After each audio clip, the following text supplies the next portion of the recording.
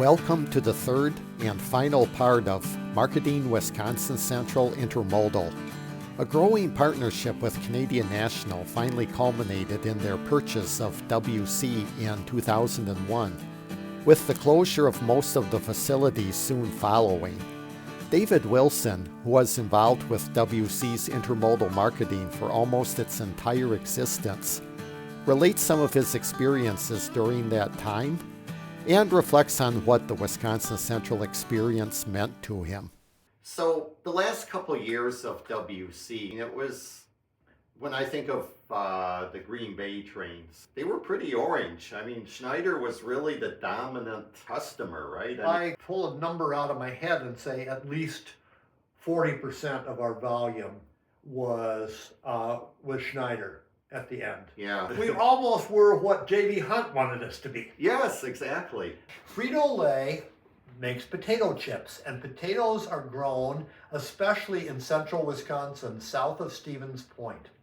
So Frito-Lay had a third-party marketing company, C.H. Robinson, who then set it up for the potatoes to come out of the field, go into a C.H. Robinson container. We don't have to supply the equipment. We bring it to Chicago. We hand it off to the IC Railroad, who takes it down to Gilman and hands it off to the TP&W Railroad.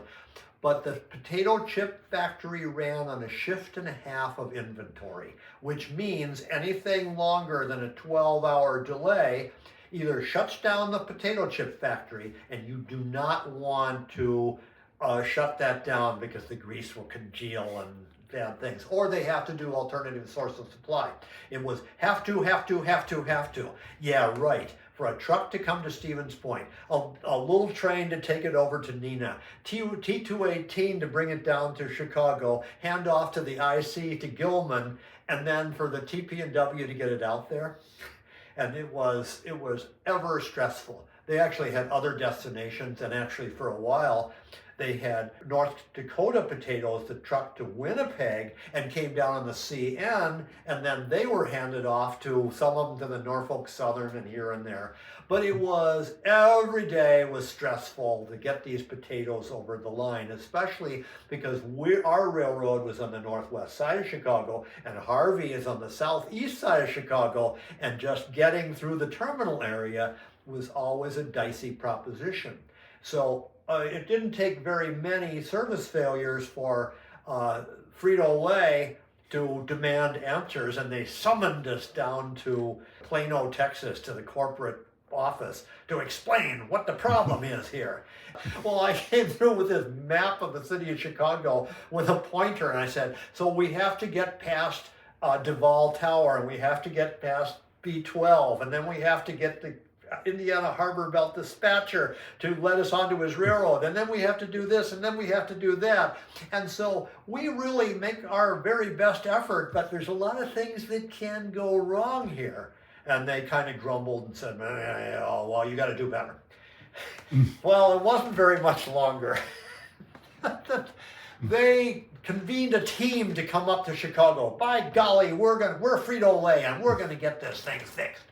So they came up to Chicago, and they went to Harvey in the morning and watched a terminal procedure, and the idea was to come up to Rosemont for lunch. And so we met them at Schiller Park Yard office, except that I guess we didn't have cell phones yet, because we waited and waited and waited and waited and waited and waited and waited, and they finally showed up, and they were kind of in a foul frame of mind. And the one Frito-Lay guy, they had come up on the Tri-State Tollway, and they sat in traffic, and the guy remarked, I don't know how anybody ever gets through this Chicago area. That was the classic moment with the potatoes. The potatoes were an example of something that we really shouldn't have been handling. As early as maybe 1990, I went every year to a thing called Intermodal Expo in Atlanta. And Intermodal Expo was the big, fancy convention where you had the plenary session and the breakout sessions, but you also had a giant display floor with people had their booths, and you came in and you did legitimate business. Sure. And right about then, coinciding with when Wisconsin Central did the deal to buy the track to get to Duluth Superior. Oh, we yes. got there on trackage rights, but we Originally. weren't allowed to solicit overhead business. Right. And then we were able to solicit overhead business. At that convention, Cliff Carson, who was a muckety-muck in the Canadian National Organization, they had their fancy display with flashing lights and stuff, and he had flashing lights, red lights with the CN system, and then it showed Chicago and a Grand Trunk coming down this way, and he said, "You don't see any lights coming down from Superior to Chicago. David, we want a string of lights." And he and I then referred to that as the string of lights business. And at that point, we got serious. I had to go to engineering to say, where are our clearance problems? And then warm people up to the idea of clearance problems for double stacks. But we then started to develop a good interline relationship. Canadian National picked Burlington Northern to handle their trains between Superior and Chicago, which began in 1992. Eventually, however, CN became dissatisfied with BN's movement of their trains and reevaluated who their partner was to be. But then the point came when CN had it up to here with Burlington Northern, and it was Wisconsin Central, CN&W, or stay with the Burlington Northern. And fortunately for me, when I was on my way up to a meeting, that was when the CN&W dispatcher scalped a bunch of containers and put them on the wrong track going down under the BRC on the west side of Chicago. Yeah, and it was all over the news, and these containers are filleted all the container tops off.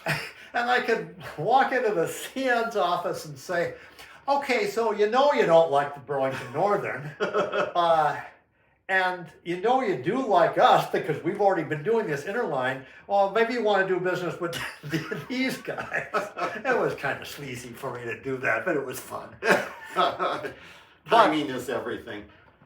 Yes, timing is everything. And so at that point, they started warming up to us, and then it was decided to do the haulage, the haulage arrangement. And we tiptoed into it in that it was only intermodal, one car load. It was only intermodal, and we're going to see if we can actually live together.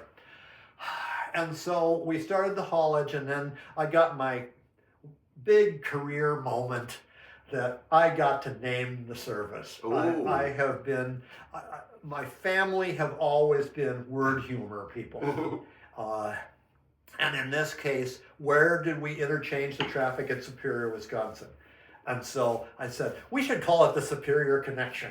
And it took off, and all the glossy literature said the Superior Connection. So that then morphed into the haulage. Clarification. WC handled the trains for CN between Chicago and Superior, Wisconsin on a haulage basis. CN tendered entire trains to WC with Power, who moved them with WC crews. WC did not receive a division of the revenue as in a traditional interline payment, but rather was paid per train, with calculations based on the number of trailers and containers, with a set minimum per train.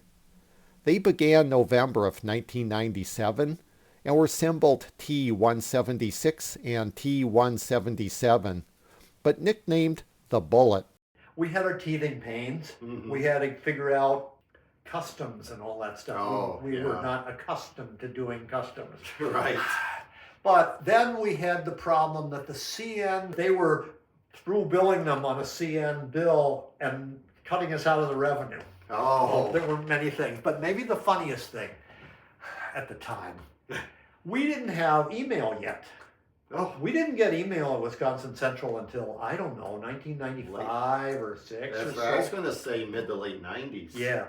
Yeah. And they were email happy at Canadian National, plus the fact that they had a culture of copy everybody on email. Yes. Oh, yes. Well, somebody came up with the bright idea, oh, Wisconsin Central doesn't have email, but we can just hook up their fax machine and make that an email terminal so that they can get, Wisconsin Central can get critical documents. Really? And we plugged it in one afternoon, and by the next morning, the fax machine was out of paper. Because it was just, we practically overheated the thing. It's good that email is paperless, right? Yes. I remember we started the railroad as the paperless railroad. Yes.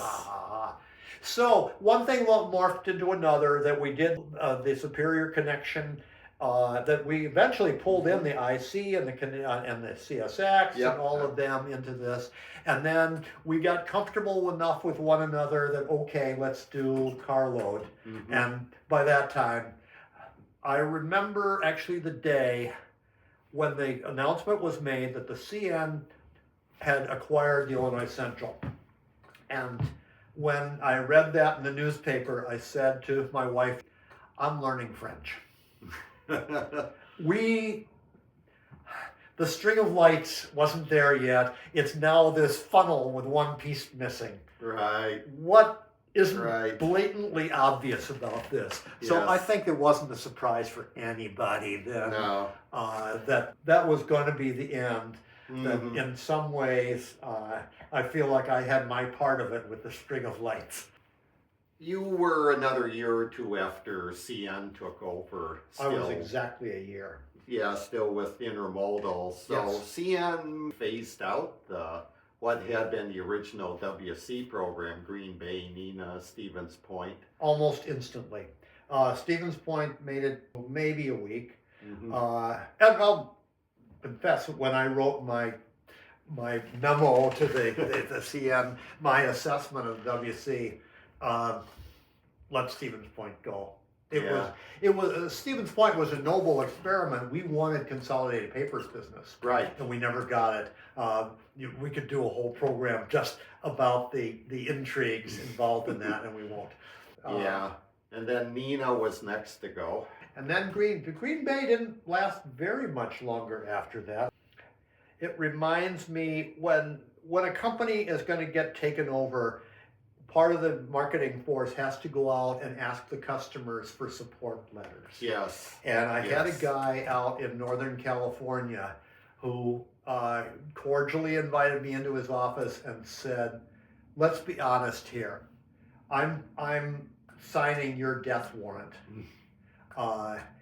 And my choice is this. I could either not sign it, or I'm going to sign it knowing full well that Wisconsin Central is going to be obliterated, but I need to maintain my relationship with the rest of the Canadian National. Right. So I need for you to know, as a valued vendor and friend, that I'm signing your death warrant, but this is what I have to do.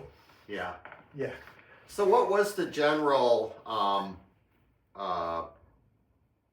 mood or opinion of the WC customer base then when CN was taking over? Did they kind of see the handwriting on the wall and? I don't think, I Excited, think or- the customers, especially the smaller customers, were in total state of denial. Our culture at Wisconsin Central, I think that every one of us in marketing function as a social worker. That you've come to us with a problem, Yes. we solved your problem, we got your loyalty, your undying loyalty, and then you came to depend on us. And then one Interesting. day the social worker went away. Yeah. I had customers leaving me phone messages pleading with me to help them out. They were lost, and it hurt me terribly because I had I had my flock. Yes. At Canadian National, if you didn't have, I don't know what the threshold of millions of dollars of gross business there was, you didn't get a rep. In Intermodal, you called Winnipeg, and Winnipeg, they were wonderful people there, but they were clueless about domestic U.S. Intermodal. I did a lot of hand-holding and a lot of coaching and a lot of that, and now all of that was gone, and It was my year at Canadian National. It was a corporate culture, totally the reverse of our hand holding. I agree. It was just a total 180. Yeah.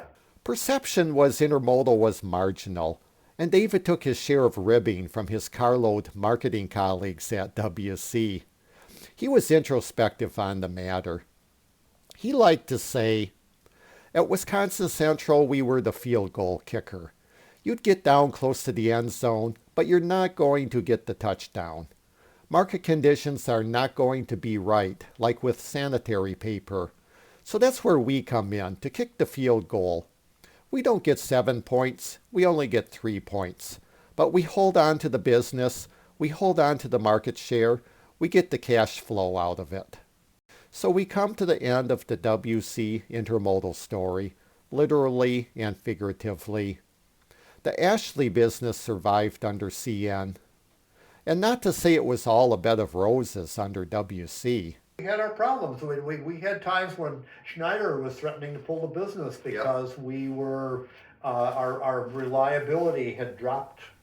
But all in all, it was a good ride. David gives us some last thoughts to wrap things up.